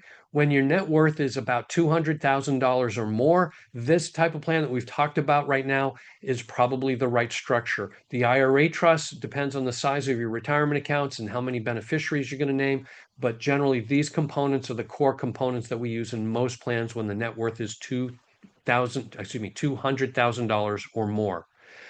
Now, if you have a larger estate, we may want to do other planning, or even if you don't have a larger estate, you may want to do some asset protection to make sure that you've got a safety net in case someone sues you. And so we can use things like limited liability companies. So a limited liability company is a business entity. We have a separate presentation on LLCs. We'll add you, if it's okay, we'll add you to our mailing list, and you'll get notices about the next LLC presentation that we do. But LLCs have the ability to provide asset protection, family governance, a number of benefits, income tax reduction benefits, deductions for things that you may not be deducting now. There's a number of huge benefits to limited liability companies, and I believe they really should be a component for many people as a part of their overall estate plan. Now, whether or not it's right for you depends on a lot of different circumstances, and so we want to talk about, if you've got rental real estate, an LLC is probably a good idea. If you want to protect an investment account, it might be a good idea to use an LLC as your tool for doing that. If you want to lower your income tax liability, an LLC may be a tool to do that. So I do want to point out, though, that you really need to be careful about the LegalZooms and those other do-it-yourself solutions. While they are good tools for people starting out and not having a lot of money to invest, you are probably using this in a way that it needs to be more sophisticated, and you want to make sure it's going to do the right things for you. You want to get the right legal advice. What tax status should you use? What state do you organize in? That makes a big difference. Massachusetts has one of the worst LLC statutes in the country, and I rarely recommend that you organize your LLC under Massachusetts law. We generally want to use other laws because we're looking at both. There's two types of creditors we want to protect against: inside creditors and outside creditors.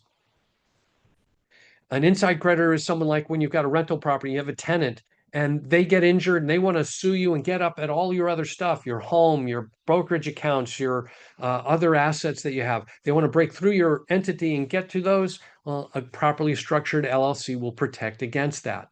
If you just own your rental property and you've got all your other stuff up there, then yeah, they're going to have the right to go after those assets.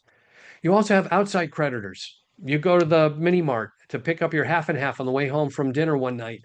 And when you're leaving, you're absent-minded. You put the car in drive instead of reverse. You drive through the mini mart. 5 patrons are injured. They each sue you for $1 million. They want to break through the LLC to get at whatever's inside of that. Can they? Depends on the state law where you organize your LLC. Many states, the answer is no.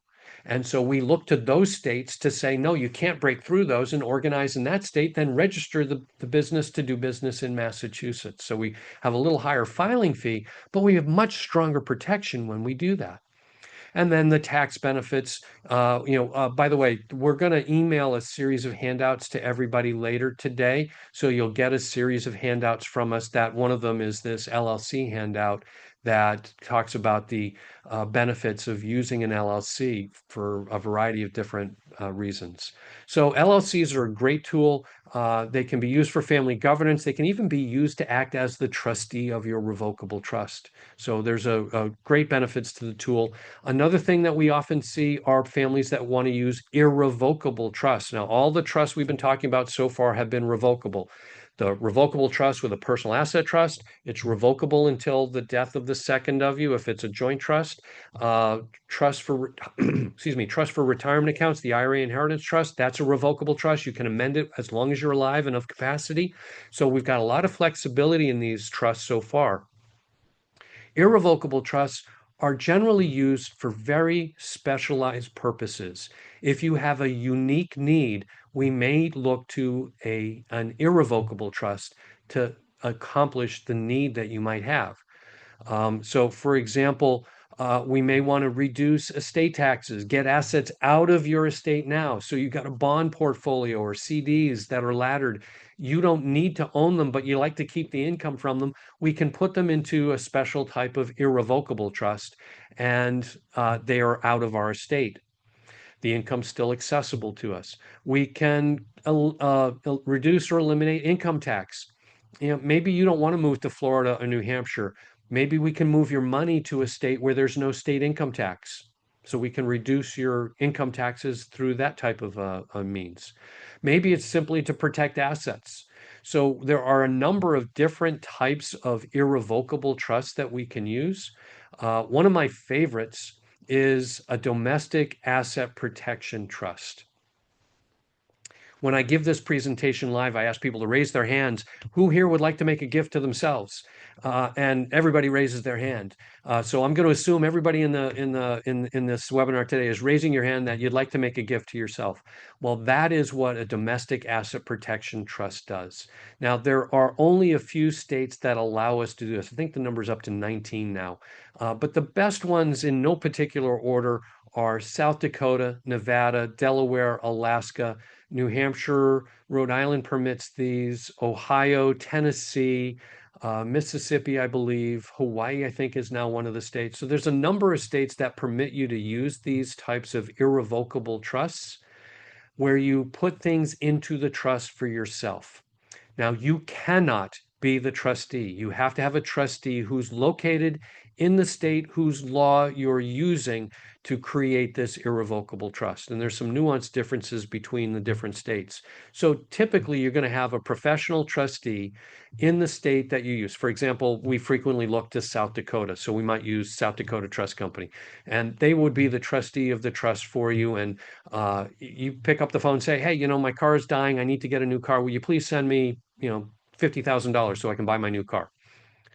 And they have discretion whether or not to give it to you. That's the asset protection reason.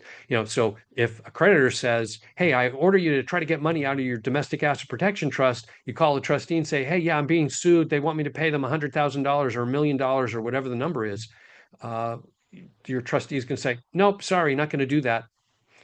And now you are protected from those kinds of claims because these trusts are recognized in the state and they have to go to that state to litigate against that trust. So it's a really good technique to provide asset protection. And also, I like to use it to get assets out of the estate to reduce it if we have a high estate tax threshold. So if you've got non-appreciating assets, bonds, CDs, cash-like assets, those are good tools to put into a DAPT to avoid estate tax. Another very good tool is a spousal limited access trust. Do you remember a few slides back, we had the $3 million and we created a credit shelter trust for our spouse? We waited until we died to give a gift to our spouse. There's nothing saying you have to wait till you die. You can do it now. Why not? And oh, by the way, these trusts are probably going to be very good for Medicaid planning. I'm going to talk about that in a minute, but to me, this would be the right type of trust to use for Medicaid planning if you have an interest in that. But you create a trust for your spouse. Your spouse can have broad rights or limited rights. Could be you get the income. It could be we have discretion to give you principal. It could be you have HEM standard, health, education, maintenance, and support, rights to principal. So we can write this different ways. And one spouse can make a gift to the other. The first can give a gift to the second can give a gift to the first. They have to be different. They cannot be the same because if they are, they're ignored for a number of reasons. It's called reciprocal trust. So, one might give a gift of 750,000, the other might give a gift of 250,000. They will have different rights. One set up to get principal, the other can't. We might have different rights to powers of appointment or things like that. So we'll make the trust different, but you can structure those, get assets out of your estate to eliminate estate taxes, have discretion maybe to get those assets back from a trustee. It's possible that the beneficiary could be the trustee, maybe together with a child or someone else. You don't have to move to a special state or have the assets located in a special state. You can do that here in Massachusetts. All 50 states recognize SLATs. And as I said, they may provide some benefit if they're structured the right way to provide Medicaid protection as long as they're done 5 years prior to needing mass health. So, they're a great tool, and a lot of people don't use these enough, but this is another irrevocable trust that you might want to use. QPERTs are used for asset protection for your residents. I often use a defective QPERT because we want to get a step up in basis on the real estate, not give the kids the original cost basis, but we can build it as a proper QPERT or as a defective QPERT to get a house out of the estate in a few years. Charitable remainder trusts are often a great tool, not just to benefit charity, which they do, but also to provide you with a capital gains benefit. We've used these a number of times to reduce capital gains taxes for families when they've had a highly appreciated asset. We put that asset into a CRT. Then we can sell without having to pay the capital gains tax, reinvest the proceeds, give an income stream to the clients. They pay taxes as they receive the money because it's spread out over time. The taxes are reduced. Maybe we keep them in a 15% capital gains tax bracket. Maybe we're avoiding the net investment income tax. So there's a lot of benefits to a CRT. So, there's a number of other irrevocable trusts. I just picked 4 here to talk about. I've got a whole slide with an alphabet that I call my alphabet soup slide that has a list of all of the different types of irrevocable trusts. And there's a number of them that can provide your family with the right solution to a particular problem that you might have. And so it's just a question of understanding what your problem is so that we can apply the right irrevocable trust to give you a solution to that problem. Taylor Swift said a few years back, just because you make a good plan doesn't mean that's what's going to happen, which I think is a really astute observation. One of the things that I think this applies to is a very popular area of planning called Medicaid planning. Now, I am not a big proponent of that. I think you'll see that in a moment. Medicaid planning typically uses something called a Medicaid planning trust or an irrevocable income only trust. You create a trust, put all your stuff into that trust, and in 5 years, you're eligible to apply for Medicaid, mass health in this state, and so that the state will pick up the cost of nursing home care. The problem is You got to make sure you understand the consequence of this. I think a lot of people are being placed into these and they don't understand the real consequence. You will get the income or the right to live in the real estate for anything that you put into that trust. Period. End of statement. Nothing else can come out to you. You're in your retirement years. Is that what you want to use your life savings for? Never, ever, ever, ever be able to access the principal of what you put into that trust? You can't have a backdoor. You can't have a side agreement with the trustee. And oh, by the way, you cannot be the trustee of this trust. So you can't have a side agreement with the trustee saying you'll give it back to me if I need it. It often makes assisted living communities impossible. Many people want to stay in their home, and you have to have the means to pay for in-home care. And that often means tapping into your principal.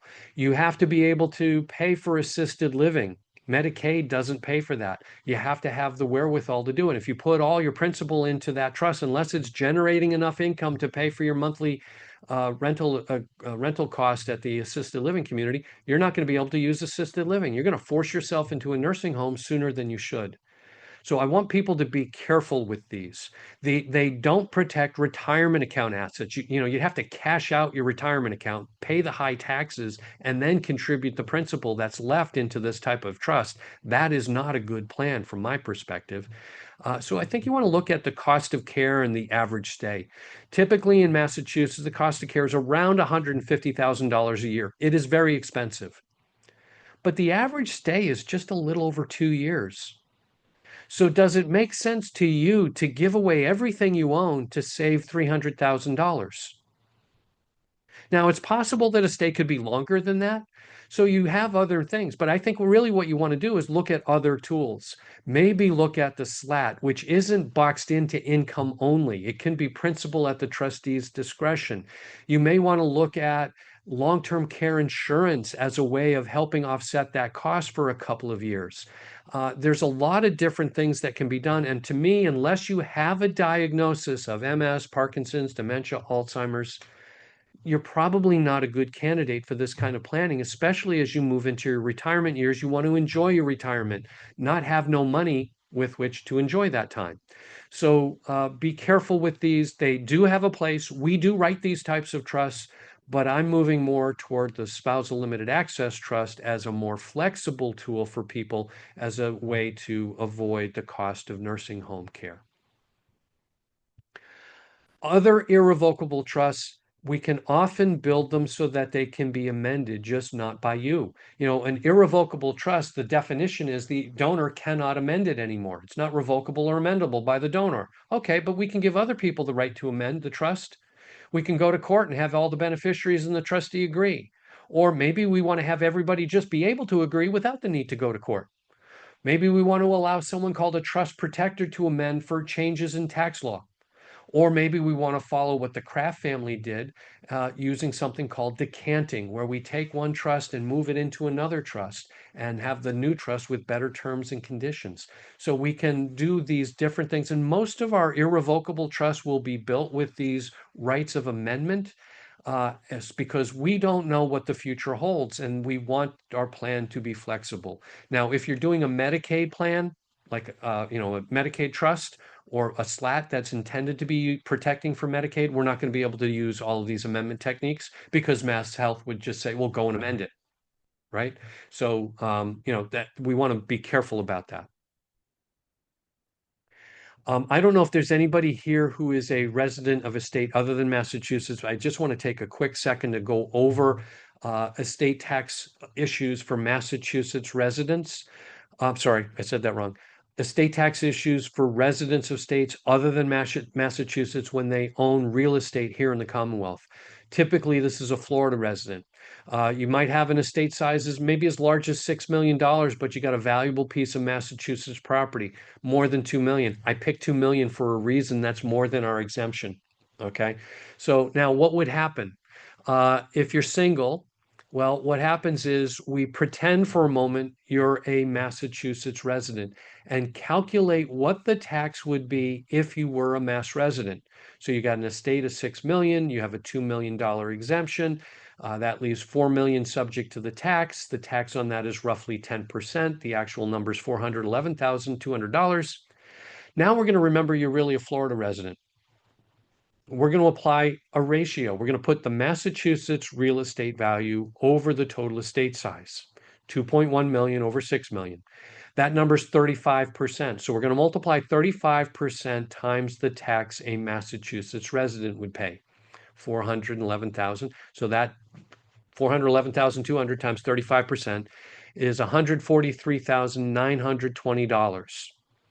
Now, because you're an out-of-state resident, you're still entitled to a credit of $99,600. Then you get your difference as your total tax due, $44,320. That's not a terrible tax bite given the size of this estate. And so maybe planning for the Massachusetts estate tax might be the tax tail wagging the dog. But there are ways that we can make this tax go away. One way would be to put the Massachusetts property into a limited liability company. Now you don't own real estate anymore. You own a business, and the business owns the Massachusetts real estate. You will have to pay rent to use that property, but that rent can be used to pay property taxes, homeowners insurance, and things like that. And the LLC can be structured in a way that the rent is not taxable income. So this is a really good technique for families that need to avoid the Massachusetts estate tax.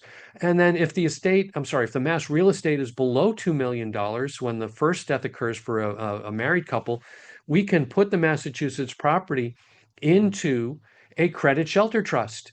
And now the surviving spouse doesn't own Massachusetts real estate anymore. And we completely avoid the Massachusetts estate tax, even if the property appreciates after the first death.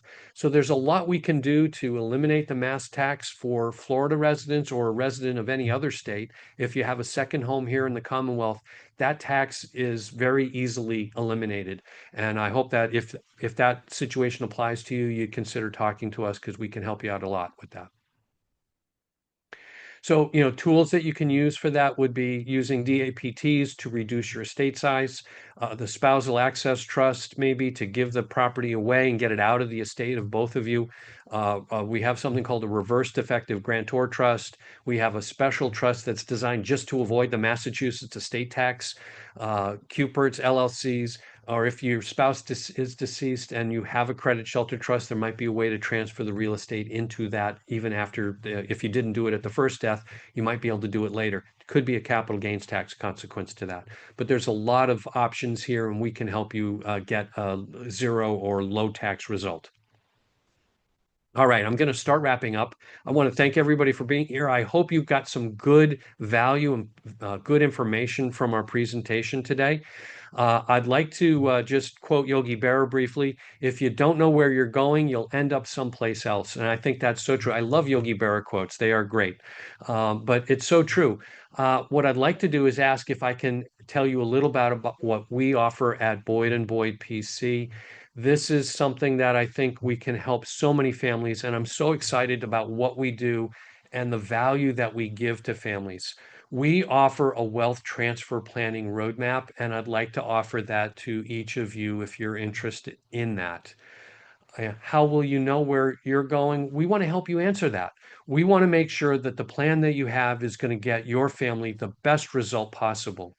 So I assume that maybe today you realize that there is something missing from your plan. Maybe it's the contract to will or the contract to plan. Maybe you don't have the personal asset trust. Maybe you're giving things to your family rather than leaving things for your family. Maybe you're going to find there's something wrong with your plan. It doesn't adjust for these higher income taxes that your family's going to face when you pass away and your trust becomes irrevocable.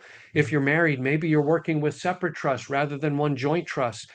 These are things that are all fixable. And we can offer you a roadmap, but we ask you to take some action now. You've taken the first step today by attending this seminar. I'd like to encourage you to take a second step to attend a free consultation that we offer you. You get 1 hour with myself or Whitney Tashjian here at our firm. We'll review the plan that you have, and we'll tell you how you can improve it. We'll give you a lot of value. We'll show you how you can help your family save tens of thousands of dollars, maybe even several $1,000,000 by converting the plan that you have to the type of plan that we'd recommend for many families. Now, if you don't have your calendar, don't worry. We're not going to try to commit you to a date right now. We're simply looking for you to raise your hand and say, yeah, I'm interested. I'd like to take advantage of this. So what I'm going to ask everybody to do is in the Q&A, if you're interested in getting a complimentary consultation, please just type your name in and say, I'm in. And we will reach out to you. We've got your email, and we'll reach out to you to schedule a time at your convenience so that you can come in to meet with us either in person at our office here in Hyannis on Route 132, or if it's more convenient, we can do it by Zoom or by phone. But mostly, we just want to get you to have the opportunity to see how you can improve your plan and what we offer to help you to do all of that. Okay.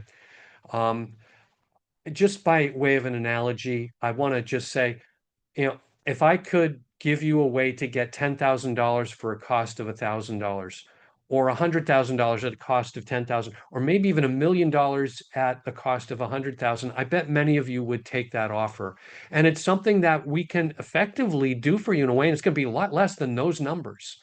We have a way through the plan that we suggest for most of our clients to get you and your family about $3.9 million extra over the lifetime of your trust. And I think that's worth a fortune. And so what we've done is we've looked at an estate that's worth $1 million that has a cost basis of 500,000. So that if you sold everything, you'd have a capital gains of $500,000.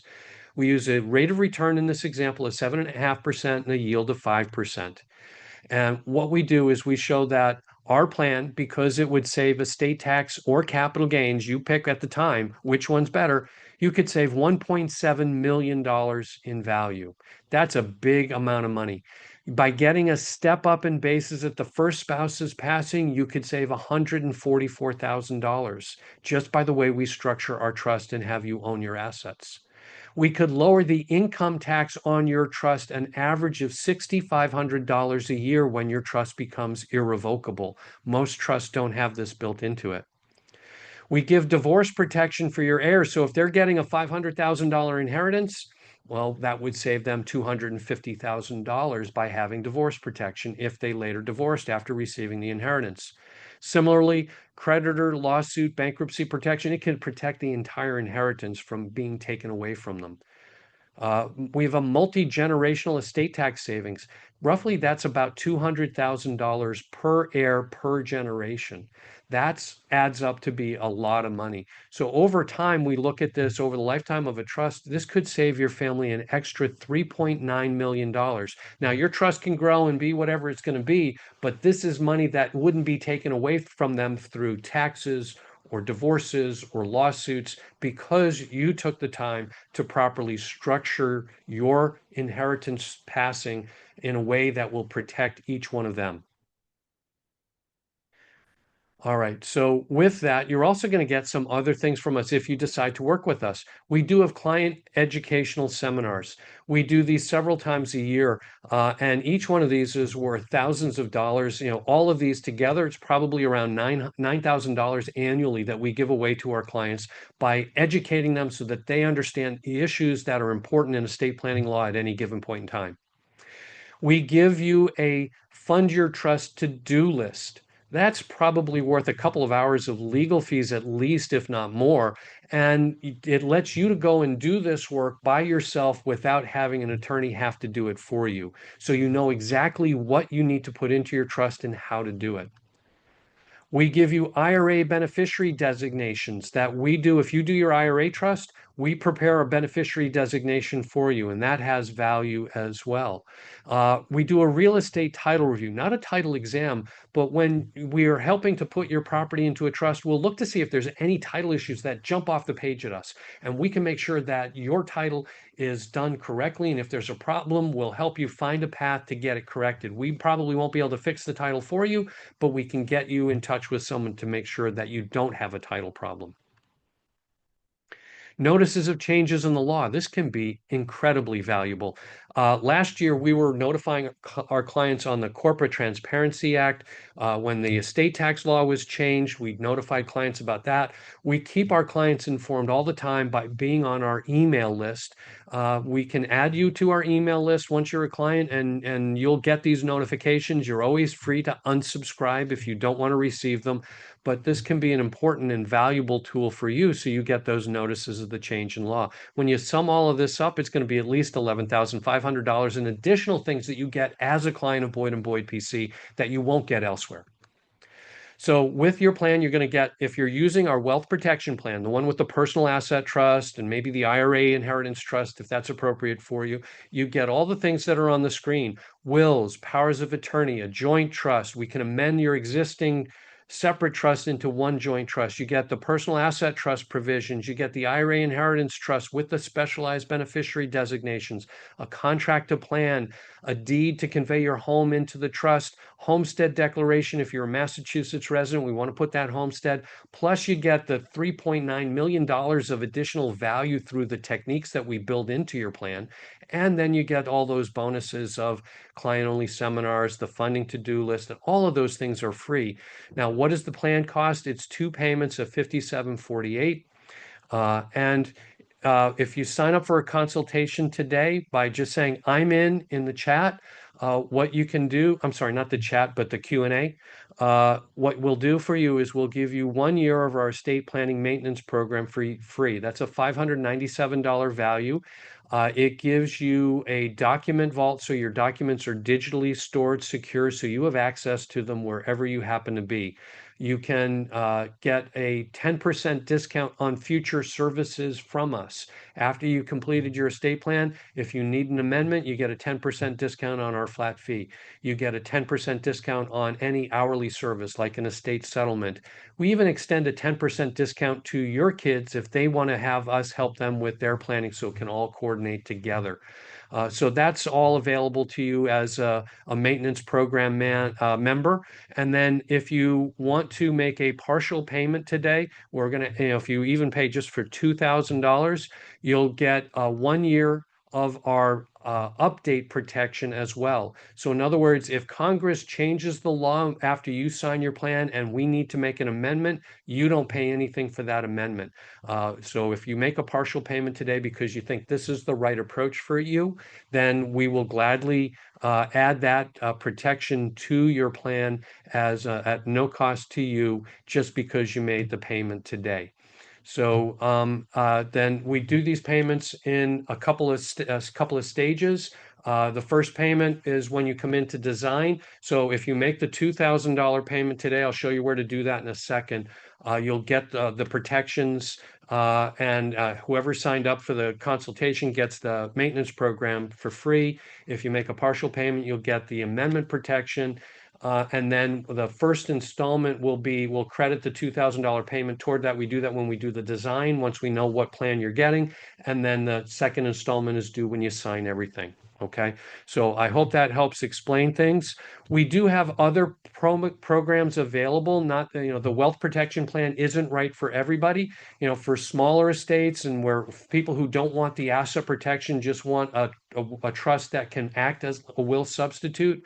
We do have a plan that is our basic plan that gives outright distributions. That's two payments of $39.9850, and a simple plan, which is really a very basic scaled down trust, but truthfully, it's comparable to what most of our competitors offer.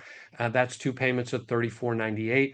Again, sign up for a free consultation. You'll get the maintenance program with that. Make a partial payment today. You'll get an amendment protection for a year with that as well. So I hope you'll consider doing one or both of those. And to make your payment, you can try to scan this QR code. If you have a problem with it, we'll find another way to make you make a payment. But if you try to scan this QR code, it should lead you to our payment page where you can make a payment for $2,000 toward your estate plan. We'll credit that toward the first installment once we meet with you to do that estate plan design. And I hope that's something that you'll consider doing. I'll got a couple more slides, but before I move on, I just want to give people a moment to try to scan that QR code. You may want to take a picture of it so you can come back to it. I'll come back to it in a moment as well, just so people can take advantage of that if they want to do it. So I want to thank everybody for coming. I do have one other ask. If you're not going to work with us, we're just not the right fit for you for some reason. I hope you'd consider scanning this QR code and leaving a review on Google. People find us more and more by Google reviews on Google Maps. And if you could take just a moment, scan that QR code, leave us a 5-star review, say that you learned a lot from our seminars. I'd really, really appreciate that. It helps other people find us, and that's a wonderful thing. And I promise that if you do leave a comment, I will personally answer that comment, and I am very grateful for the time you take to do that. So I do hope that you'll let our family help your family. I will go back to the QR code for the deposit. If you're interested in doing that today, you have no obligation to make a payment today, but if you want to get the amendment coverage for free, that's worth about $2,800 just to get that. We're asking you to pay less than that as a down payment on your estate plan. So I hope you'll consider doing that. It's really a good way to protect yourself. Congress is debating that one big beautiful bill. We don't know exactly what's going to come out of it. So it would protect you if there is something that needs to be modified in your trust as a result of whatever they pass. You will have to pay nothing to get that amendment added to your trust. So know that that's there. But I hope this was helpful, beneficial. I hope everybody learned a lot. I thank you all for attending today. If you haven't put a question in, you do think of something, feel free to pass that question on to plan@boydandboydpc.com. I will do my best to answer those questions. I may not be able to give you legal advice in that answer, but so if you're asking me a specific something about your particular situation, I may not be able to answer that directly by email, but I'll do my best to give you a general answer if that's possible. But I hope that you've gotten some great information today. And I do hope that you'll take advantage of the free consultation. And if you have anything else, if you haven't decided, I'll extend this through about 5 o'clock today. Just shoot an email to plan@boydandboydpc.com. Let us know that you'd like a consultation. That will be, we'll respond to you to schedule that and get that taken care of for you. I look forward to seeing you all in person, and I hope this was a really helpful educational event for you. Have a wonderful afternoon. All right. Thank you, everybody. I hope you have a wonderful day. Do reach out at plan@boydandboydpc.com if you have any additional questions. Anybody who hasn't decided to take advantage of the free consultation, you can shoot me an email there and let me know you'd like to do that. All right. Have a great day. Take care.